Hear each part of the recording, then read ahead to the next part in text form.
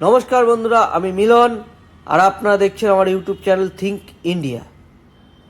বন্ধুরা, আমি হিন্দু হিসাবে যেমন গর্বিত তেমন আজ আমার মনটা ভেঙে খুনখুন হয়ে গেছে।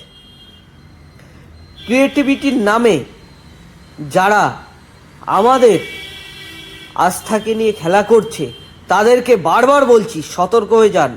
আর টিএমসি সরকার নেই, এবার হিন্দু সরকার এসছে, সাবধান হয়ে যান তাদেরকে বলছি। আমি কালকে সোশ্যাল মিডিয়ায় দেখছিলাম ভিডিওটা, আপনারাও হয়তো এতদিনে দেখে ফেলেছেন। এক ম্যাডাম ক্রিয়েটিভিটির নামে কি জঘন্য কাজ করেছে আপনারা তো দেখেছেন। এই ভিডিওতে আমি সেই ভিডিওটা চালাতে পারবো না, আমাকে ক্ষমা করবেন।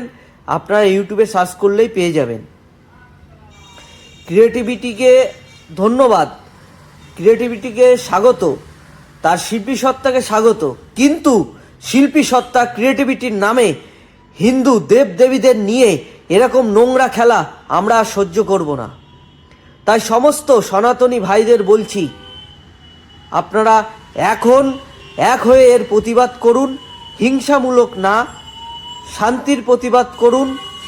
এমন তাকে বুঝিয়ে দিন যে সেই সব ক্রিয়েটিভিটি লোকদেরকে বুঝিয়ে দিন যে সনাতন সভ্যতা আর ঘুমিয়ে নেই, এবার জেগে গেছে। কিছু করতে হলে সাবধানে করতে হবে। কই অন্যান্য ধর্ম নিয়ে তো এইগুলো হয় না। কোনো ধর্মকে আমি ছোট করছি না, কিন্তু হয় না তো। শুধু সনাতন ধর্ম নিয়ে কেন হয়? আমরা সব তাই, কিন্তু এখন থেকে আর সব থাকবো না, মাথায় রেখে দেবেন।